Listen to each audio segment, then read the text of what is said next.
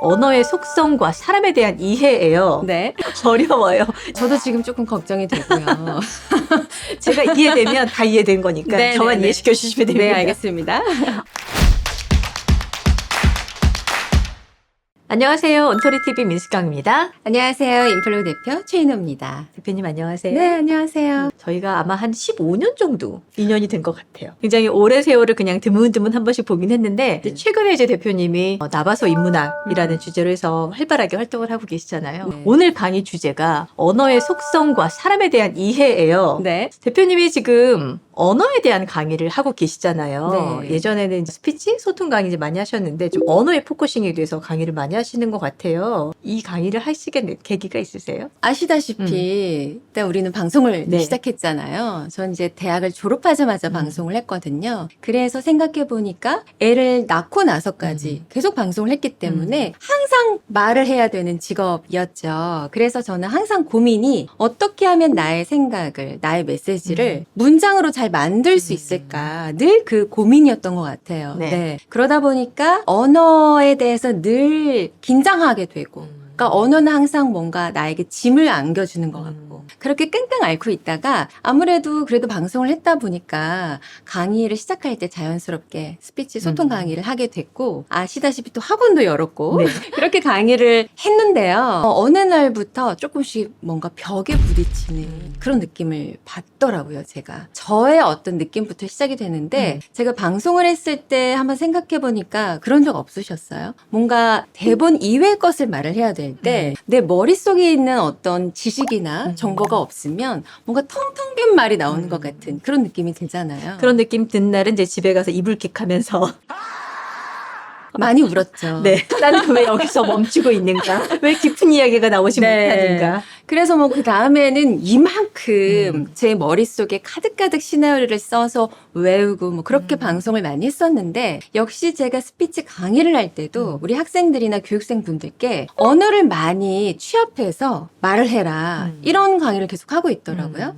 그러니까 그게 중요한 스피치 스킬 강의이고 때로는 또 필요한 것이긴 한데 학생들이 교육생들이 이런 말씀 이제 하기 시작하시는 거예요. 이거를 다 외울 수도 없고 외웠다 하더라도 뭔가 이 기본 틀에서 벗어나는 어떤 무대나 벗어나는 소통의 상황에서는 내가 말을 할 수가 없겠더라. 그런 이야기를 피드백을 계속 받으면서 뭔가 내가 기본적인 어떤 정말 중요한 본질을 다루지 않고 계속 겉돌고 있는 게 아닌가 그런 생각이 들면서 제가 자연스럽게 철학을 공부하게 되었습니다. 철학을 공부해 보니까 사실 철학이라는 게 세상의 어떤 이치, 본질 이런 것들을 다루는 학문이잖아요. 그래서 인간에 대한 어떤 본질적인 거, 또 언어에 대한 본질 이런 것들을 알고 나니까 그래서 내가 그동안 말이 그렇게 잘 나오지 않았었구나. 내지는 그럴 땐 또 그렇게 말이 잘 나왔었구나. 이런 것들을 좀 터득하게 되면서 이제는 그 방향으로 인문학 기반으로 언어 강의를 하고 있습니다. 이렇게 또 스토리를 들어보니까 이분이 정말 절실해서 그 공부를 시작하셨구나.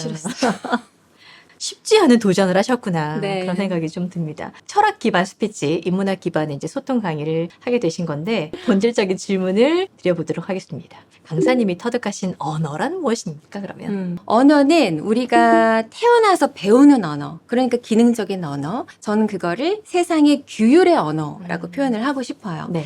그 언어가 있는가 하면 본래 내게 있는 느낌, 제가 아까 어떤 벽에 부딪히면서 뭔가 공허해진 이런 몸의 느낌, 욕망, 전 이거를 신체의 언어라고 부르고 싶습니다. 신체 언어와 세상의 언어, 이 두 개의 언어가 항상 서로 결합된 형태로 하나를 이루고 있다는 겁니다. 그러니까 구조화되어 있는 거죠. 이처럼 그 구조라는 말은 내 안에 이 신체의 언어가 밖으로 세상의 언어의 어떤 규율의 언어를 통해서 표출된다. 이렇게 말씀드릴 수 있을 것 같아요. 나의 신체의 언어, 나의 욕망의 언어는 항상 겉으로 표현될 때는 이 세상의 언어로밖에 표현이 되지 않아요. 그래서 이 말을 조금 달리 해보면 겉으로 표현된 모든 말 속에는 각각의 개인의 욕망이 숨어 있다라고 볼 수가 있습니다. 우리는 언어를 배울 때 어떠셨어요? 신체 언어 배우셨습니까? 따로 이건 신체 언어야라고 가르쳐 준 사람은 없었던 것 같아요. 그쵸. 네네네. 그러니까 분위기가 세상의 언어만 중요시하면서 배웠다라는 거죠. 우리 개인의 욕망보다는 자, 이럴 때는 우리 이렇게 행동하는 거야. 말을 하는 거야. 자, 성공하려면 자, 이렇게 하는 거야. 우리 이런 외부의 언어를 열심히 배우고 자라왔어요. 네네. 그리고 성인이 돼서 회사에 들어가서도 자, 우리 조직에서는 이렇게 말을 하는 겁니다. 하고 조직어가 있습니다. 네. 이제 내 안에서는 간극이 생깁니다. 이 신체의 욕망이 보듬어주지 않은 채 세상의 언어로만 얘기를 한다면 나는 우울증이 생기고 저절로 타인과 소통도 아마 자연스럽게 잘 안 될 겁니다. 네. 그러니까 우리가 스피치를 하거나 대화를 할 때 언어는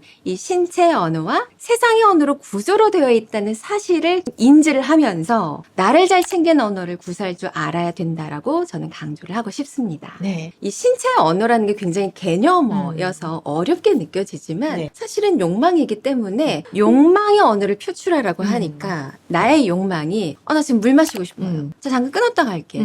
이 욕망만 있지 않아요. 동시에 그런데 내가 여기서 스톱하게 되면 다른 분들께 좀 피해를 주지 않을까? 나는 그 피해는 주고 싶지 않아. 나는 다른 사람들에게 좀 도움이 되고 싶어라는 욕망도 있어요. 이게 시비를 가리는 욕망이에요. 그래서 이 욕망은 항상 선호와 시비 두 가지가 있는데 요즘은 선호만 챙기는 욕망만 욕망이라고 불리워져서 욕망 자체가 많이 좀 오해를 받고 있어요. 그래서 다시 정리하면 욕망을 챙겨서 말을 하라고 할 때 내가 선호의 욕망만 챙기지 않겠죠. 이 상황에 따라서 그런데 지금 여기서 쉬었다 가는 건 좀 민폐가 될 것 같아. 그걸 나는 원하지 않아. 그럼 그 욕망을 챙겨서 잠깐은 내가 말을 하지 않는 거죠. 자, 그렇다면 저희가 이제 조직으로 조금 이동해서 이야기를 나눠볼게요. 조직을 이끄는 리더의 언어도 따로 있을 것 같거든요. 리더는 나를 먼저 바로 세워야 됩니다. 내 신체의 언어에, 욕망의 언어에 굉장히 민감하셔야 된다라는 거예요. 선호만 챙기는 욕망만 있는 게 아니라 항상 다른 사람들을 챙기는 시비의 언어가 동시에 있다라는 것을 아는 것이 리더는 중요한데요. 그래서 그렇게 챙긴 욕망으로 말을 하는 이제 연습을 하셔야 되죠. 그리고 또 자신의 말을 할 때도 자기도 모르게 어떤 욕망이 묻어나간다는 사실을 좀 인지를 하고 있어야 됩니다. 언어는 구조가 되어 있기 때문에요. 그래서 어떤 말을 할 때, 내가 이 말을 왜 하지? 무엇을 원해서 지금 내가 말을 하지? 이런 자신이 진짜 원하는 욕망이 잘 담길 수 있도록 말을 신중하게 하는 겁니다. 한번 예를 한번 들어볼까요? 예를 들어서 이제 리더가 부하 직원에게 이거 다시 보완해서 오후까지 제출해요. 이렇게 쉽게 말할 수 있겠죠. 네. 그런데 이렇게 표현하면 자칫 소통의 오류를 가져올 수 있다는 거예요. 단순히 이 지시하는 말 속에도 이 리더의 욕망이 있다는 겁니다. 오후까지 이 보고서가 완성이 되기를 원하는 데는 그 다음 프로젝트를 빨리 지금 시작해야 돼요. 아니면 조금 더 멀리 이 성과를 좀 잘 내서 이번에 내가 좀 승진을 할 수 있는 기회가 될 수 있겠다라는 이런 어떤 잠재 욕망이 나도 모르게 이 지시의 말에도 담겨 있을 수 있다라는 거예요. 그래서 무엇을 좀 보완해야 되는 것인지 이 보고서에 왜 보완해야 되는지 왜 이 일을 이 직원이 해야 되는지 이런 아주 구체적인 내용이 담겨야 소통이 잘 될 수 있는 겁니다. 그래서 리더는 각자의 욕망의 언어가 다르다라는 사실을 역시나 놓치지 말아야 될 것 같아요. 그러니까 이 구성원들의 욕망이 다 있는 존재들이잖아요. 그렇기 때문에 이들이 무슨 말을 하든 그 안에는 욕망이 다 숨겨져 있다는 사실을 놓치지 말아야 된다라는 겁니다. 그리고 이 사실을 알고 있다면 아마 리더는 당연히 좀 존중하는 마음을 가지면서 윤리적이고 좀 형평성을 잘 챙기는 언어를 절로 좀 잘 구사할 수가 있겠죠. 마지막으로 리더는 다양성과 포용성의 언어를 구사해야 되는 건데요. 구성원들의 욕망의 언어, 신체의 언어도 각각 다르지만 이 구성원들이 배워온 세상의 언어도 다 다릅니다. 그러니까 세상의 언어라는 것은 우리가 자라오면서 어떤 양육자에 의해서 자, 이럴 때 이렇게 말을 하는 거야. 자, 이렇게 행동하는 거야. 라는 나의 외부의 언어인데요. 자란 환경 우린 다 다르잖아요. 그렇죠. 우리 부모님의 언어 다 다르잖아요. 그렇기 때문에 이들이 쓰는 세상의 언어도 다 다를 수 있다는 거예요. 자, 예를 들어서 열심히 일을 해서 꼭 이번 분기 성과를 좀 내고 싶다라는 욕망이 다 같아요. 그런데 어떤 이는 이럴 때는 야근하는 게 좀 당연했던 문화권에 살았었어요. 그럼 이런 욕망이 있을 때, 그럼 오늘 야근하겠습니다. 이런 세상의 언어를 말을 한다는 거죠. 그런데 어떤 분은 이럴 때일수록 우리 컨디션 관리 정말 잘해야 돼요. 성과를 내기 위해서. 자, 이런 문화권에서 살아왔다면 그 사람의 언어는 저는 퇴근하겠습니다.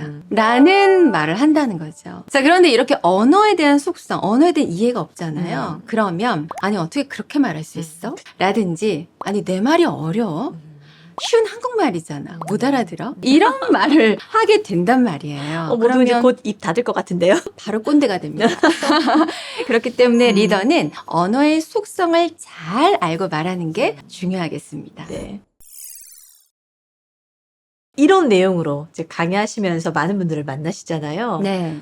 변화하는 모습을 보는 것도 꽤 큰 보람일 것 같아요. 정말 보람돼요. 네. 어느 기업의 이제 이사님께서 소통이 잘 되지 않는다면서 코칭을 받으러 오셨는데 이분 도저히 부하 직원이 지금 이해가 안 된다고 하시더라고요. 그래서 사연을 들어봤더니 이 회사는 매일 아침마다 그날그날의 어떤 안건에 대해서 짧은 조회 시간을 갖는데요. 근데 매번 그 직원이 쓸데없는 이야기로 시간을 계속 버린다는 거예요. 특히나 이 회사가 가장 중요하게 생각하는 그 가치관이 효율성이라고 합니다. 그러니까 이 이사님은 시간 낭비하는 것에 대해서 너무나 화가 난 상태였어요. 이 얘기를 들어보니까 중요한 말도 아니더래요. 무슨 뭐 어젯밤 무슨 TV에서 나왔었고 뭐 요즘에 동네 어떤 맛집이 있다라든지 이런 말을 하니까 이 이사님이 이 직원을 정말 어떻게 해야 되나 고민이 상당히 크셨는데요. 언어의 구조에 대해서 이제 배우고 가셨어요. 언어가 구조로 되어 있어서 겉으로 드러난 말 속에는 반드시 욕망이 있다라는 사실을 이제 아시고 네. 가셨는데 그렇게 알고 가서 보니까 이제 그 직원의 말과 행동만 보고 쉽게 판단하지 않게 되셨대요. 그리고는 그렇다면 저 직원의 저 욕망이 과연 뭘까? 이 부분이 궁금해지시면서 관찰을 하셨대요. 저렇게 말하는 거는 무엇을 바래서겠지? 뭘 바라는 걸까?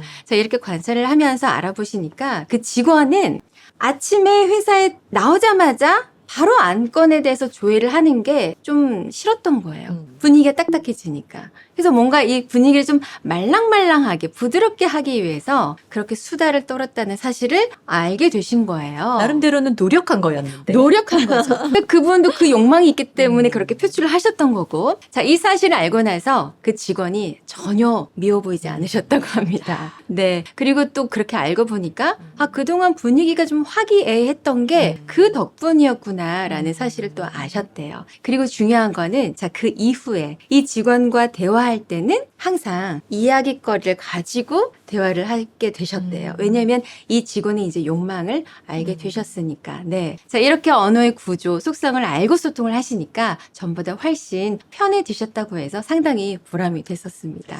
이렇게 말씀을 들어보니까 정말 우리는 겉으로 드러나는 나한테 내 귀에 꽂히는 그런 단어들, 네. 문장들만 듣고 상황이나 사람을 판단해서 오해나 맞아요. 갈등이 생기는 경우들이 너무 많은데 네. 한 박자 좀 쉬고 그 안을 욕망을 들여다보려는 서로의 노력들이 굉장히 중요할 것 같다라는 생각이 좀 들었어요. 맞습니다. 오늘 너무 좋은 말씀 잘 들었고요. 다음 시간에는 저희가 어떤 이야기를 나눠드릴 건가요? 감정 이야기 해볼까요? 감정 이야기. 그 어려운 감정 이야기를 네네네. 또 어떻게 쉽게 풀어주실지 기대가 됩니다. 저희는 여기서 인사드릴까요? 네. 고맙습니다. 고맙습니다.